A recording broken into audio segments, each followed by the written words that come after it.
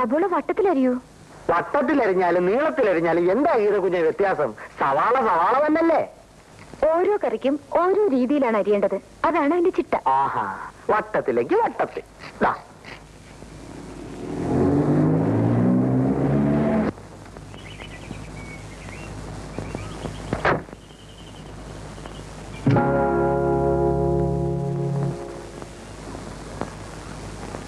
ഗീത കുഞ്ഞ്, കുഞ്ഞിന്റെ ചാപ്സ് ഉണ്ടല്ലോ, ചാറ് പോലും കളയാതെ മുഴുവൻ സാറ് കഴിച്ചു. ഒരു എല്ല് പോലും എനിക്ക് കിട്ടിയില്ല.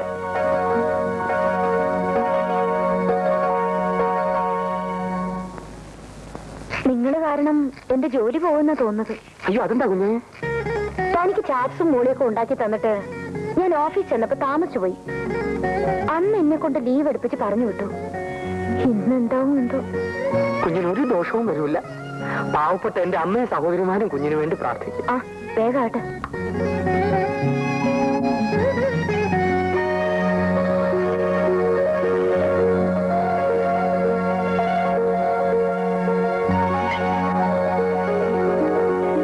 വട്ടത്തിലരിഞ്ഞു.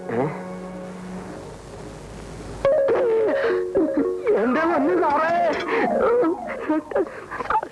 സവാള സവാള.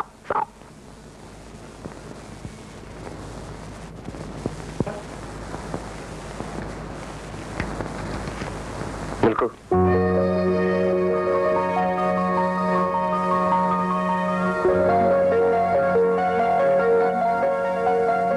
ക്ഷമിക്കണം.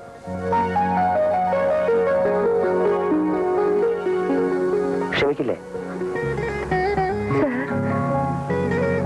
ഗീത ഉണ്ടാക്കി തന്ന സ്വാദുള്ള ഭക്ഷണവും കഴിച്ചുകൊണ്ട് ഞാൻ ഗീതയെ അധിക്ഷേപിച്ചു, ശകാരിച്ചു.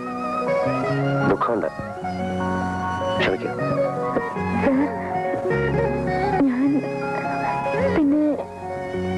വിശദീകരണം ഒന്നും വേണ്ട, എല്ലാം മനസ്സിലായി.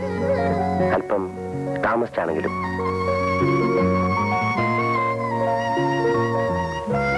ഇത് നീ ഭയങ്കരമായി എന്നെ തോൽപ്പിച്ചു കളഞ്ഞു. പൊയ്ക്കോളൂ.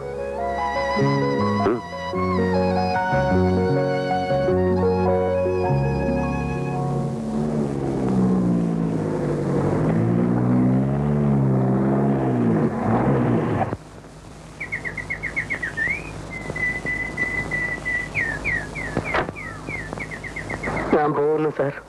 ഇത് അടുക്കളയുടെ താക്കോൽ. ഈ ഫിഷ് മോളിയും മട്ടൺ ചോപ്സും ഉണ്ടാക്കുന്ന എങ്ങനെയാ പറഞ്ഞത്? ശവത്തി കുത്തരുത് സാർ. മടങ്ങി മുന്നേ മടലൊടിച്ചടിക്കുന്നത് ദൈവദോഷമാണ് സാർ. തന്നെ വിട്ടിയാക്കി അല്ലേ? തന്നെ അങ്ങനെ വെറുതെ വിടാൻ നിശ്ചയിച്ചിട്ടില്ല. അയ്യോ, എന്നെ പോലീസിൽ എത്തിക്കല്ലേ സാർ. ഒരു കുടുംബം വഴിയാകാരമായി പോകും സാർ. കേടാത്ത സാർ. പറഞ്ഞു കൊടുത്തിരിക്കും മോളെ.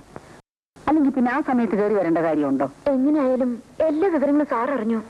സോണിന്റെ പണി പോയത് തന്നെ. നമ്മൾ ഒരാൾക്ക് ഒരു ഉപകാരം ചെയ്തിട്ട് അത് പ്രയോജനപ്പെടാതെ പോയല്ലോ മോളെ. അമ്മജി, അമ്മജി, ഗുരുവായൂരപ്പൻ രക്ഷിച്ചു. ഗീതകുഞ്ഞെ രക്ഷപ്പെട്ടു. പിടിച്ച് പോലീസിൽ എത്തിക്കുമെന്നാ ഞാൻ വിചാരിച്ചത്. എന്നിട്ടിപ്പോ എന്തുണ്ടായി? എന്തുണ്ടാകാൻ? വെക്കേഷൻ പാർട്ടി തിരിച്ചു വരുന്നവരെ സർവീസ് തുറന്നോളാം ഉത്തരവായി. കുഞ്ഞിന്റെ കറിയുടെ രക്ഷപ്പെട്ടെന്ന് പറമോനെ. എല്ലാ അമ്മച്ചിയുടെയും ഗീതക്കുഞ്ഞിന്റെയും സന്മനസ്സുകൊണ്ടാണ്. ഒരു സഹായം കൂടി ചെയ്തു തരണം. അത് ബുദ്ധിമുട്ടാകുമോ എന്ന് ചോദിച്ചുകൊണ്ട് ചെല്ലാനാണ് സാറിനെ വിട്ടിരിക്കുന്നത്.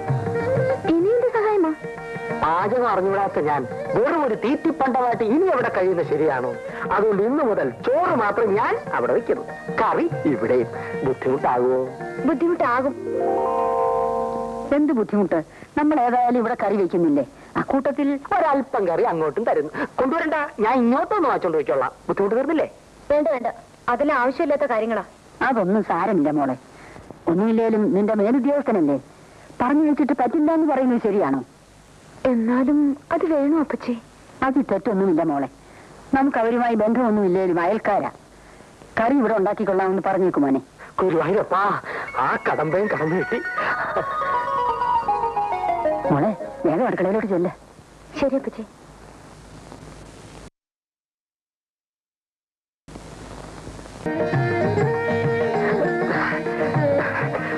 സാറിന് ഇഷ്ടമുള്ള കറികളൊക്കെ കുഞ്ഞിന് പ്രത്യേകം വെച്ചിട്ടുണ്ട്. വേഗം വിളമ്പട, വിശക്കുന്നു.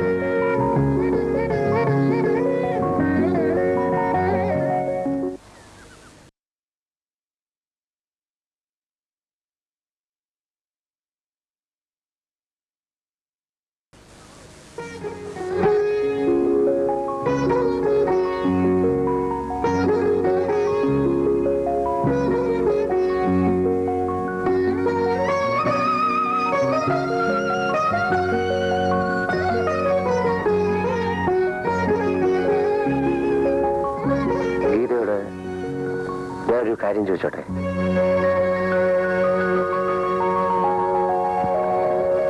അറിയാതെ ആഹാരം ഉണ്ടാക്കി തന്നു ഇതുവരെ. ഇനി അങ്ങോട്ട് എല്ലാവരും അറിഞ്ഞുകൊണ്ടായിക്കൂടെ ജീവിതാവസാനം വരെ?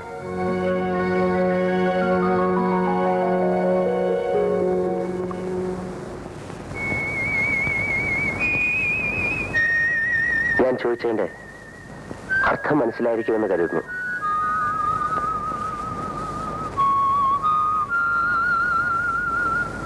വിരോധമില്ലെങ്കിൽ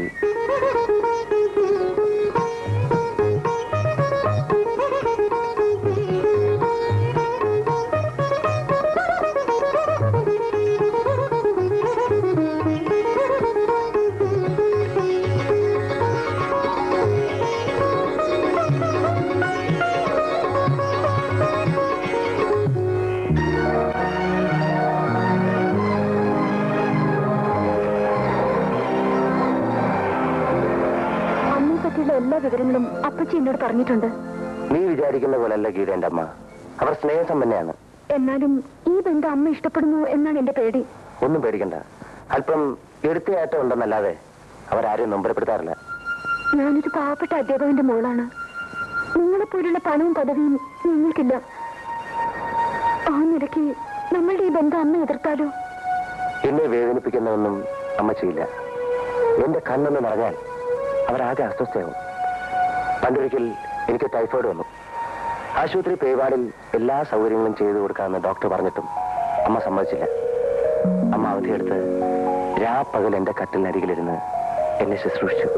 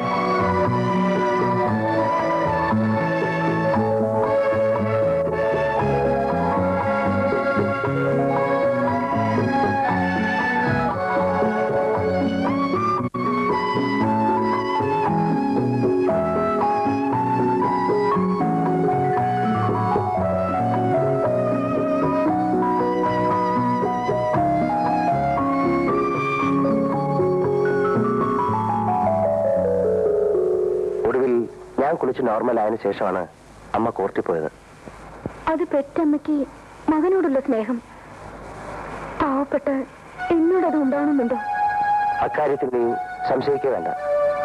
അമ്മ വന്നു കഴിഞ്ഞ് ഞാൻ നേരിട്ട് വിവരം പറയും. അമ്മ നിന്നെ വിളിപ്പിക്കും. ഞാൻ തെളിഞ്ഞ വധു അനുരൂപയാണെന്ന് അവർക്ക് ബോധ്യമാവും. നിന്റെ അച്ഛനെ വിളിപ്പിക്കും. അങ്ങനെ മംഗളമായി നമ്മുടെ വിവാഹം നടക്കും. ഈശ്വരൻ നമ്മുടെ ആഗ്രഹം സാധിച്ചു തന്നെങ്കിൽ തീർച്ചയായും സാധിച്ചു തരും.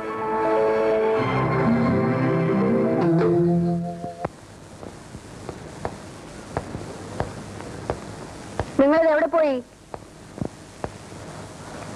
ഞങ്ങൾ വെറുതെ ഒന്ന് നടക്കാൻ ഇറങ്ങിയതമ്മേ. കൊള്ള, ഈ റബ്ബർ തോട്ടത്തിൽ കൂടെ നടന്നാൽ കുഞ്ഞിന്റെ കാലിൽ തോട്ടപ്പുഴു കടിക്കില്ല ഉണ്ണി. അവള് ചെരുപ്പിട്ടിട്ടുണ്ടമ്മേ. ചെരുപ്പിട്ടിട്ടുണ്ടെങ്കിലും തോട്ടപ്പുഴു കടിക്കും ഇല്ലേ? ഓ, കടിക്കും കടിക്കും. ആ മോളെ, നീ വേഗം കൊണ്ടുപോയി അവളുടെ കാല് ചൂടുവെള്ളത്തിൽ കഴുകൂ.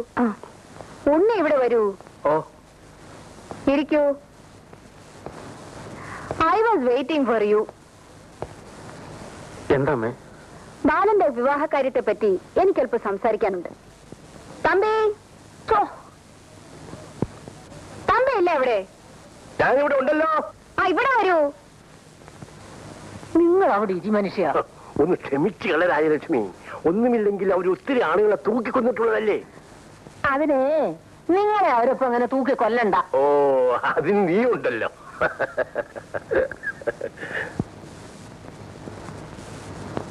ആ, തമ്പി ഇരിക്കൂ. സുലോചനയുടെ കോളേജ് തുറക്കാറായി. ബിന്ദുമോളെ നഴ്സറി സ്കൂളിലും ചേർക്കണം. അതുകൊണ്ട് ഞങ്ങൾ അടുത്ത ഞായറാഴ്ച പോവും. നമ്മൾ പറഞ്ഞ കാര്യം കല്യാണ കാര്യമല്ലേ, അതേക്കുറിച്ച് ഞങ്ങൾ ഇപ്പൊ സംസാരിച്ചതേ ഉള്ളൂ. ഞങ്ങൾക്ക് പൂർണ്ണ സമ്മതമാണമ്മേ. എങ്കിൽ കല്യാണം നടന്നതുപോലെ അങ്ങ് കരുതുക. അടുത്ത ആഴ്ച ഉണ്ണികൃഷ്ണൻ വരുമ്പോൾ ഞാൻ ബാലനെ ഇങ്ങോട്ട് അയക്കാം. പെണ്ണും ചെറുക്കനുമായിട്ടൊന്ന് സംസാരിച്ചോട്ടെ. അതൊരു നല്ല കാര്യമാണ്. ബാലൻ കൊച്ചു കുഞ്ഞൊന്നുമല്ലല്ലോ, അത്രയും സ്വാതന്ത്ര്യമെങ്കിലും അവന് കൊടുക്കണം അമ്മേ. ഞാനെന്ന് തീരുമാനിച്ചാൽ അവൻ അതിൽ നിന്ന് അണുവിടെ മാറില്ല. എന്തായാലും കല്യാണ കാര്യമല്ലേ, അവര് തമ്മിലൊന്ന് കാണുന്നത് നല്ലതാ. All right. ഞായറാഴ്ച ഞങ്ങൾ പുറപ്പെടുന്ന വിവരത്തിന് ബാലൻ ഒന്ന് ഫോൺ ചെയ്തേക്കൂ. ശരി, ഇപ്പൊ തന്നെ ചെയ്തേക്കാം. ഞാൻ ഫോൺ ചെയ്യാം. ഞാൻ ചെയ്തോളാന്ന്. ഉണ്ണി ഇവിടെ ഇരിക്കൂ.